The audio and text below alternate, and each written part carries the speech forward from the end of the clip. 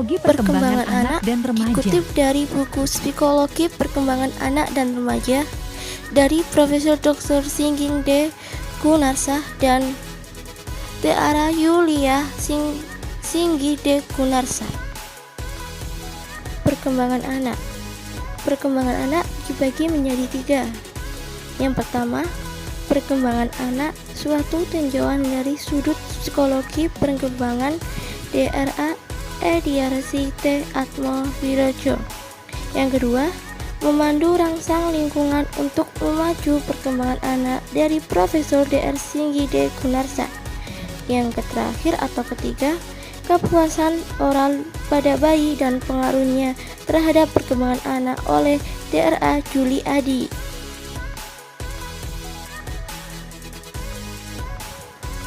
Perkembangan anak.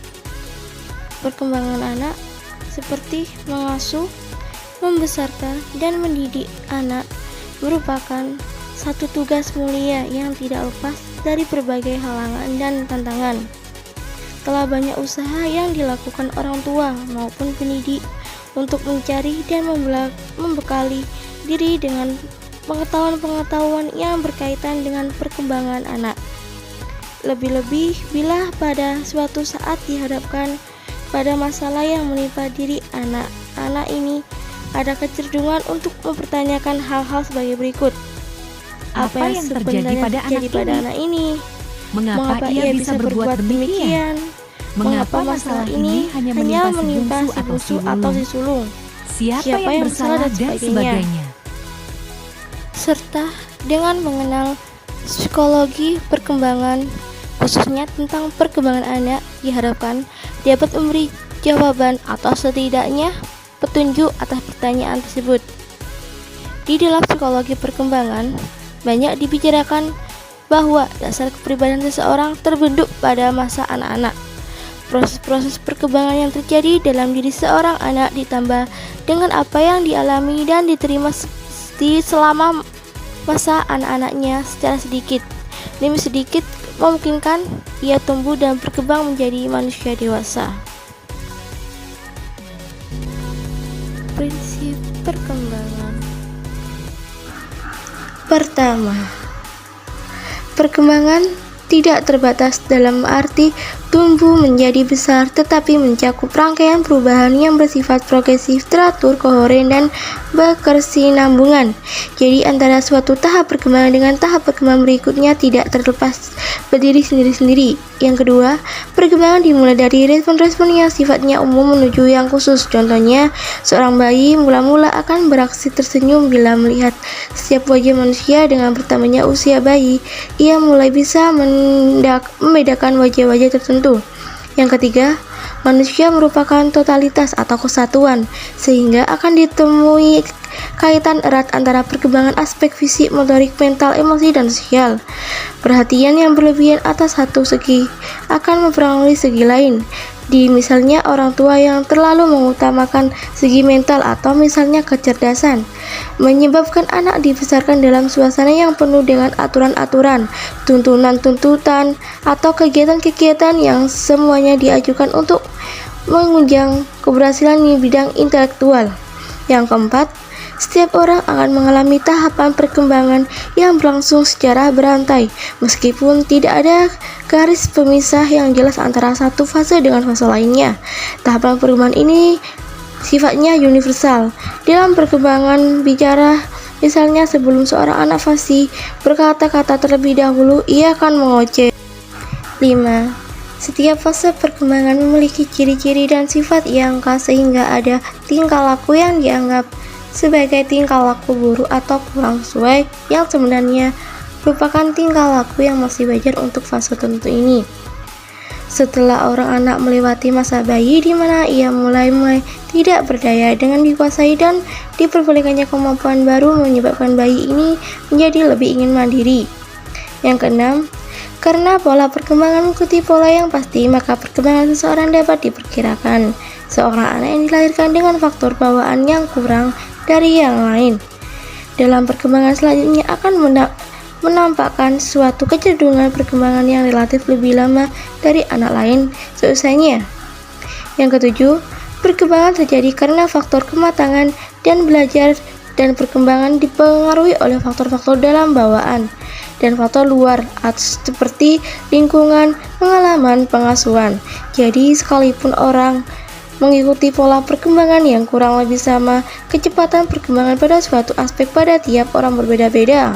Misalnya, anak-anak dengan umur yang sama tidak selalu mencapai titik atau tingkat perkembangan fisik, mental, sosial, emosi yang sama. Variasi dalam perkembangan ini banyak hubungannya dengan faktor kematangan, belajar atau pengalaman, bawaan, dan faktor lingkungan. Yang ke-8, setiap individu itu berbeda. Dengan lain, perkataan setiap orang itu khas. Tidak ada dua orang yang tepat sama meskipun berasal dari orang tua yang sama. Pentingnya masa anak-anak sebagai dasar dari keseluruhan kehidupan. Dianut anggapan bahwa pola kepribadian dasar seseorang terbentuk pada tahun-tahun pertama kehidupan. Adanya pengalaman-pengalaman yang kurang menguntungkan yang menimpa diri seorang anak pada masa mudanya akan memudahkan timbulnya masalah gangguan penyesuaian diri di kelak kemudian hari. Beberapa hal yang penting yang dapat mempengaruhi dasar kepribadian dari anak antara lain: yang pertama, macam dan kualitas hubungan antar manusia, terutama antara anak dengan ibu, di mana melalui hubungan timbal balik ini terjadi juga perangsakan mental, proses sosialisasi, dan pengembangan kehidupan emosi. Yang kedua, makin kaya dan bermakna hubungan antar manusia tersebut, kemungkinan terjadi kemiskinan, yaitu deprivasi emosi yang akan mengakibatkan buruk pada perkembangan anak akan dapat dihindari. Yang ketiga, metode pengasuhan yang diterapkan di rumah. Biasanya suatu cara pengasuhan anak di rumah merefleksikan harapan-harapan dan sikap-sikap tertentu dari orang tua. Hal ini berpengaruh pada perkembangan anak. Misalnya, pengasuhan yang menitik beratnya pada sikap terlalu melindungi akan berakibat buruk bagi anak. Bertitik tolak dari pentingnya masa anak-anak ini sebagai masa bertumbuh kembangnya segenap aspek dan fungsi yang ada dalam diri seorang. Dan di sini akan diuraikan perkembangan anak sejak masa pralahir, masa bayi, dan masa prasekolah, serta masa sekolah SD. Yang pertama, masa pralahir atau prenatal. Beberapa hal penting pada masa pralahir yang memenuhi perkembangan seseorang antara lain gizi, perangsangan, emosi ibu, penyakit, usia ibu. Yang kedua, masa bayi. Yang ketiga, masa anak prasekolah. Yang keempat, masa anak sekolah umur 6-12 tahun. Masa pralahir atau prenatal merupakan masa yang berlangsung sejak konsepsi, bertemunya sel telur dan sperma, sampai anak lahir.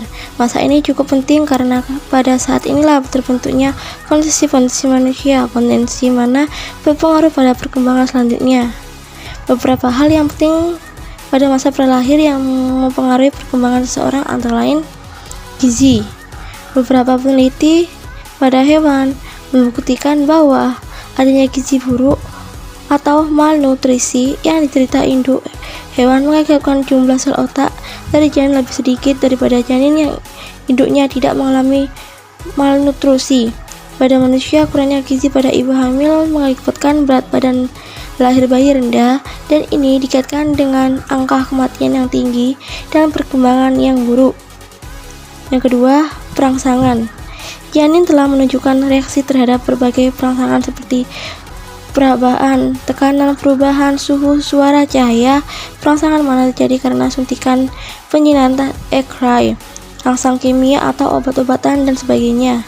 Dikatakan bahwa denyut jantung ibu memberikan semacam impulsing stimulus, di mana kelak pada masa bayi dan dewasa seorang akan dapat merasa aman bila berada dalam pelukan atau bila ia merasakan detak jantung orang lain.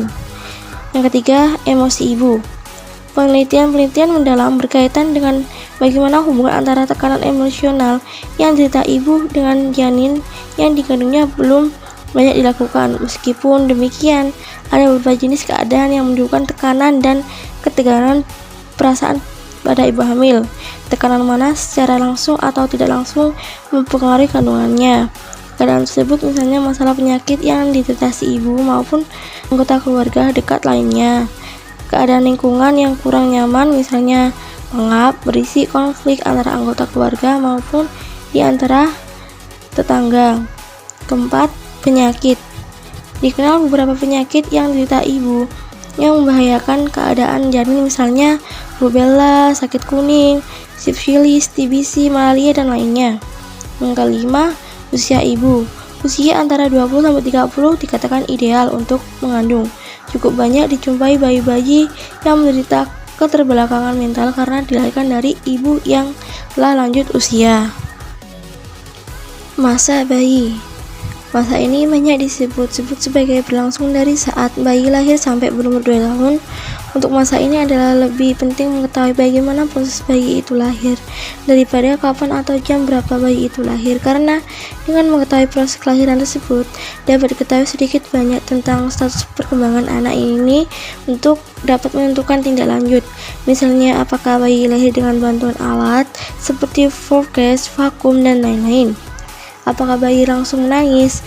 Adakah gejala-gejala tertentu seperti bayi berwarna kuning, gerakan anggota badan bayi tertentu, dan seterusnya. Sekalipun bayi-bayi baru lahir ini nampak lemah dan akan pasif saja karena sebagai besar dari waktu dihabiskan untuk tidur. Beberapa peneliti membuktikan bahwa bayi mungil ini sebenarnya sudah memiliki sejumlah kesanggupan untuk belajar melakukan pilihan atau kesanggupan membedakan. Ciri manifesta dari adanya proses perkembangan bayi. Yang pertama, adanya perkembangan fisik nampak dari makin bertambahnya ukuran panjang dan berat badan bayi. Yang kedua, perkembangan motorik nampak dari adanya respon bayi terhadap rangsang berupa gerakan seluruh tubuh dan refleks. Refleks ini perlu ada antara lain digunakan untuk perlindungan atau misalnya refleks Moro-Bandinski untuk mencari sumber makanan, misalnya refleks menghisap dan memutar, dan untuk memulai mengamati dunia, misalnya adanya orienting refleks. Yang ketiga, perkembangan berpikir atau kognitif. Pada bayi ditandai oleh persyaratan rasa ingin tahu. Dari sudut teori kognitif, dari Jepik dikatakan bayi berada pada tahap sensori motor melalui panca indera dan organ-organ tubuh lainnya yang berusaha mengerti dunia luar. Yang keempat, pada masa ini pula terjadi permulaan dari perkembangan bicara atau berbicara sebagai aspek penting bagi komunikasi dan alat berpikir. Masa bayi juga dikatakan sebagai fase prabicara, di mana ada 4 tahap, yakni yang pertama pramongoce atau berupa tangisan dan bunyi bahasa tertentu. Yang kedua, mengoce sekitar 6-12 bulan. Yang ketiga, kalimat satu kata 12-15 bulan. Yang keempat, kalimat 2 kata, yaitu terjadi bila anak telah memiliki perbendaharaan kata sebanyak lebih 50 kata. Yang kelima, perkembangan emosi dan sosial. Mula-mula emosi tenang atau senang dan terangsang atau excited timbul sambungan dengan rangsangan fisik. Misalnya bayi kenyang dan merasa nyaman nampak tumbuh mengendor, tidur nyenyak, berceloteh dan tertawa. Pada kira-kira bulan ketiga, emosi senang dan tidak senang muncul karena rangsang psikis, atau misalnya bayi tersenyum kalau melihat wajah manusia. Masa anak prasekolah. Masa ini disebut juga masa kanak-kanak awal, terbentang antara umur 2-6 tahun. Dan ciri perkembangan pada masa ini ada yang pertama, perkembangan motorik, yaitu dengan bertambah matangnya perkembangan otak yang mengatur sistem syaraf otot atau neuromuskuler, memungkinkan anak-anak usia ini lebih lincah dan aktif bergerak. Dengan meningkatkan usia, nampak perubahan dari gerakan kasar mengarah ke gerakan yang lebih halus. Dia memerlukan kecermatan dan kontrol otot lebih halus serta koordinasi. Yang kedua, perkembangan bahasa dan berpikir. Sebagai alat komunikasi dan mengerti dunia maupun berbahasa lisan pada anak akan berkembang karena selain terjadi oleh pematangan dari organ bicara dan fungsi berpikir, juga karena lingkungan ikut membantu mengembangkan.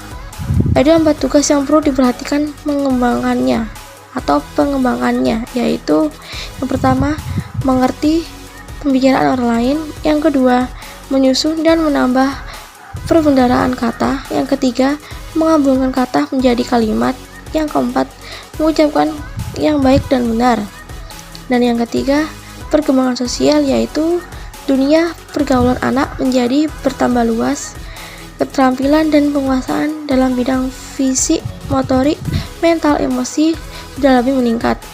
Anak makin ingin untuk melakukan bermacam-macam kegiatan. Pada masa ini, anak dihadapkan pada tuntunan sosial yang susunan emosi baru.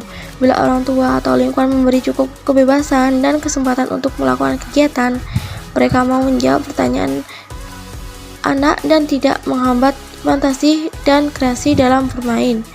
Dalam diri anak akan berkembang inisiatif. Sebaliknya, karena pada masa ini mulai juga terpupuk kata hati, maka bila ajaran moral dan disiplin ditanamkan terlalu keras dan kaku, pada anak akan timbul perasaan bersalah. Masa anak sekolah umur 6-12 tahun. Banyak ahli menganggap masa ini sebagai masa tenang atau masa laten, di mana apa yang telah terjadi dan dipupuk pada masa sebelumnya akan berlangsung terus untuk masa-masa selanjutnya. Tahap usia ini disebut juga sebagai usia kelompok atau Gangge, di mana anak mulai mengalihkan perhatian dan hubungan intim dengan keluarga ke kerjasama antar teman dan sikap terhadap bekerja atau belajar. Dengan memasuki SD, salah satu hal penting yang perlu dimiliki anak adalah kematangan sekolah. Tidak saja meliputi kecerdasan dan keterampilan motorik bahasa, tapi juga hal lain seperti dapat menerima otoritas tokoh lain di luar orang tuanya, kesadaran akan tugas, patuh pada peraturan, dan dapat mengendalikan emosinya. Pada masa sekolah ini, anak-anak membandingkan dirinya dengan teman-temannya, di mana ia mudah sekali dihinggapi ketakutan akan kegagalan dan ejekan teman. Bila pada masa ini ia sering gagal dan merasa cemas, akan tumbuh rasa rendah diri. Sebaliknya, bila ia tahu tentang bagaimana dan apa yang perlu dikerjakan dalam menghadapi tuntutan masyarakatnya, ia berhasil mengatasi masalah dalam hubungan teman dan prestasi sekolahnya. Akan timbul motivasi yang tinggi terhadap karya. Dengan lain perkataan, terpupuklah industri. Beberapa keterampilan yang perlu dimiliki anak pada fase ini yaitu pada masa anak sekolah. Yang pertama, keterampilan menolong diri sendiri atau self-help skill, misalnya dalam hal mandi, berdandan, makan sudah jarang atau bahkan tidak perlu ditolong lagi. Yang kedua, keterampilan bantuan sosial atau social help skill. Anak mampu membantu dalam tugas-tugas rumah tangga seperti menyapu, membersihkan rumah, mencuci, dan sebagainya. Partisi mereka akan menumpuk perasaan diri, berguna, sikap kerjasama. Yang ketiga, keterampilan sekolah atau school skill, meliputi penguasaan dalam hal akademik dan akademik, misalnya penulis, menggarang, matematika, menggambar, melukis, menyanyi, prakarya, dan sebagainya. Yang keempat, keterampilan bermain atau play skill, meliputi keterampilan dalam berbagai jenis permainan seperti antara lain main bola, mengendarai sepeda, sepatu roda, catur, bulu tangkis, dan lain sebagainya. Memandu rangsang lingkungan untuk memacu perkembangan anak oleh Profesor Dr. Singgide Gunarsa.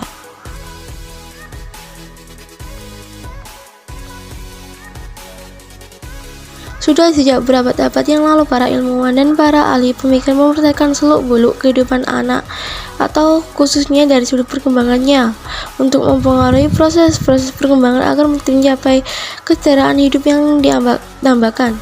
Anak harus bertumbuh dan berkembang dan menjadi manusia dewasa yang matang, yang sanggup mampu mengurus dirinya sendiri dan tidak senantiasa bergantung kepada orang lain atau bahkan menimbulkan masalah bagi keluarga atau kelompok atau masyarakat. Pada pertengahan, segi moral dan pendidikan keagamaan menjadi pusat perhatian dan menjadi tujuan umum dari pendidikan. Pandangan terhadap anak sebagai pribadi yang murni, jauh dan unsur mendorong anak ke perbuatan-perbuatan yang tergolong dosa dan tidak bermoral. Banyak dipengaruhi oleh aktivitas keagamaan pada waktu itu. Tokoh-tokoh agama dan cendekiawan mengenai masalah kemanusiaan banyak mendorong dan mempengaruhi orang tua untuk memperlakukan anak secara berbeda dengan orang dewasa. Para filsuf, dokter, ahli pendidikan, dan ahli teologi memberikan pandangan mengenai anak dan latar belakang perkembangannya serta pengaruh-pengaruh keturunan dan lingkungan hidup terhadap kejiwaan anak. Pada akhir ke-17, seorang filsuf Inggris bernama John Locke 1632 sampai 1704 melakukan bahwa pengalaman dan pendidikan merupakan faktor yang paling menentukan dalam perkembangan kepribadian anak. John Locke memperkenalkan teori tabula rasa lingkungan hidup terhadap perkembangan anak. Filsuf lain dari Prancis bernama Jean-Jacques Rousseau 1712 sampai 1778 melakukan pemandangan yang bertolak belakang dengan pandangan John Locke yang tadi. Kedua pandangan yang saling berlawanan ini menjadi objek pembahasan dari bahwa banyak tokoh dan tidak pernah sampai pada suatu penyelesaian yang memuaskan semua pihak. Dan pada tahun 1998, seorang psikolog wanita terkenal dan pernah menjabat sebagai presiden dari American Psychology Association bernama Anne Anastasi mengajukan makalah klasik yang dianggap bisa memuaskan semua pihak, setidaknya meredakan pertengahan antara empirisme versus nativisme dalam mempengaruhi perkembangan kepribadian seseorang. Pengaruh keturunan selalu membutuhkan perantara atau perangsangan yang terdapat pada lingkungan, sekalipun kenyataan memang ada semacam tingkatan yang lebih dan kurang. Hal ini dicontohkan dengan kenyataan sebagai berikut.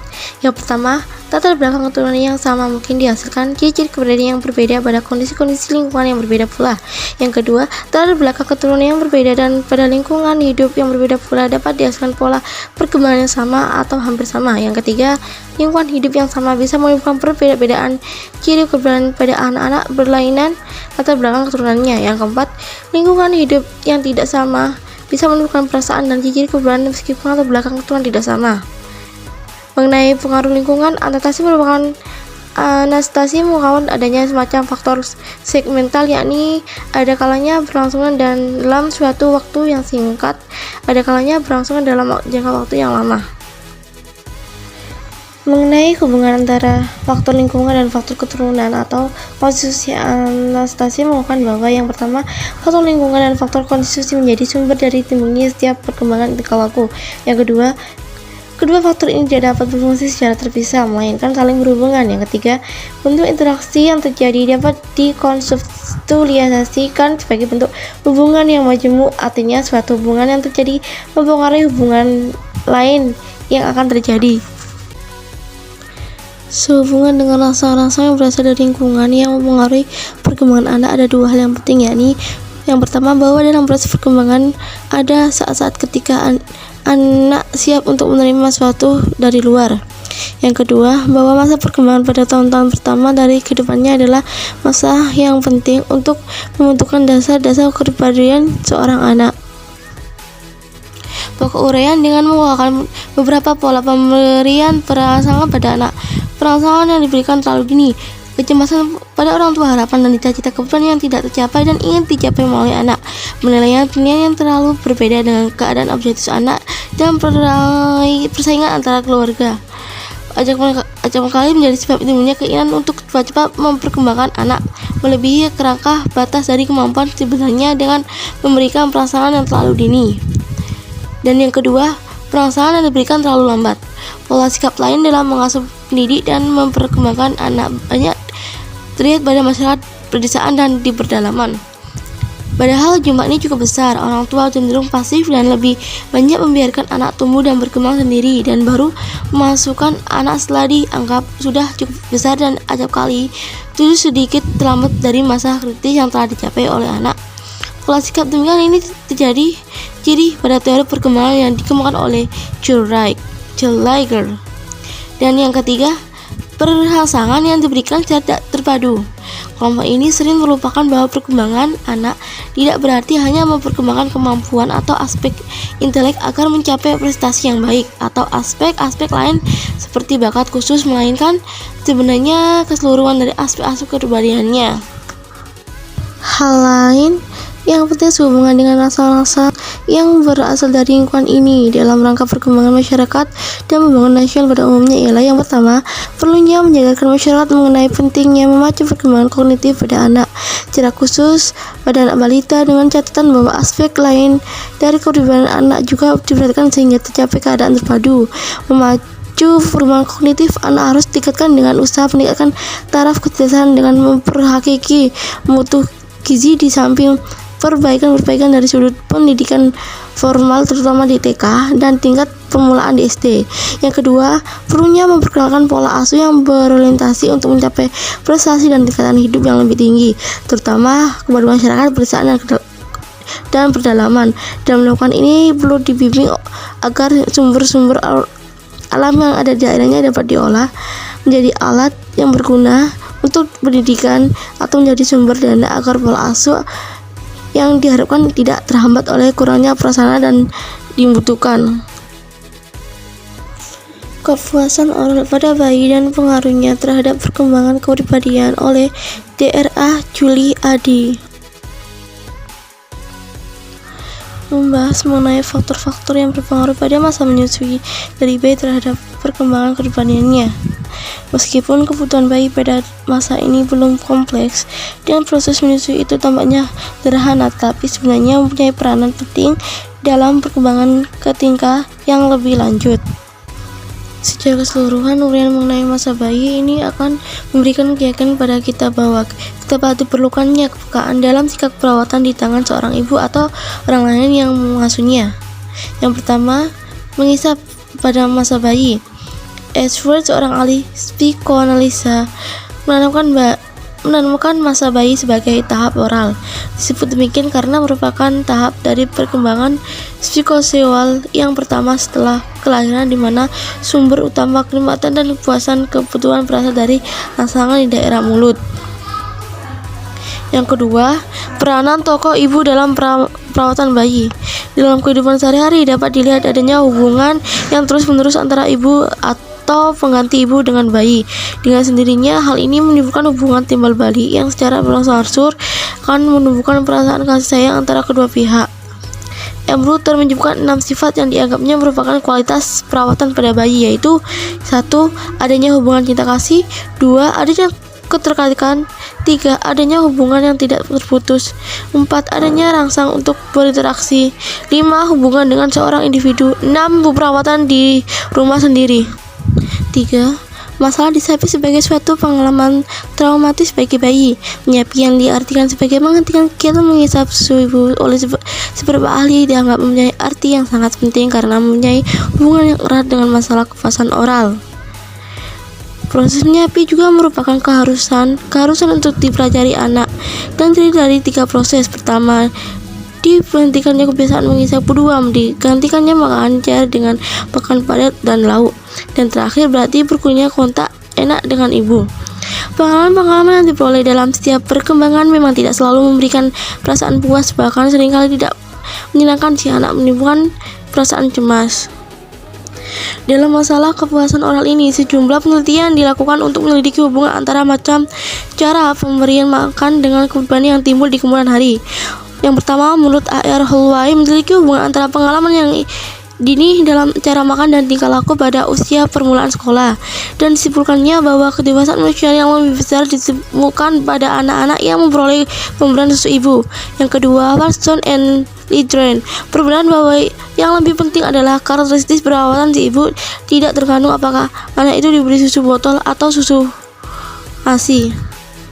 Menurut F. Kortman menyatakan bahwa ada hubungan yang positif antara saat menyapi yang terlalu dini atau pemberian susu ibu dengan masa yang singkat dengan kepribadian yang bersifat ora pesimis.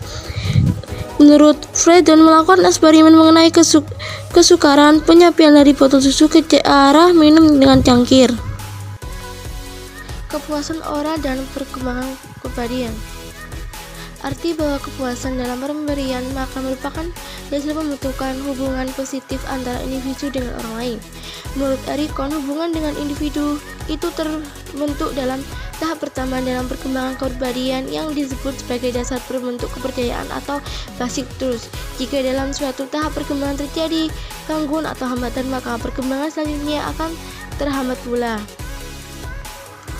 Menurut English dan Person, ibu-ibu yang terlalu menganggap pemberian makan kepada anaknya sebagai keharusan yang sangat penting menanamkan sikap demikian dalam jiwa si anak, sehingga mereka beranggapan bahwa makan ialah hal yang terpenting dalam hidup.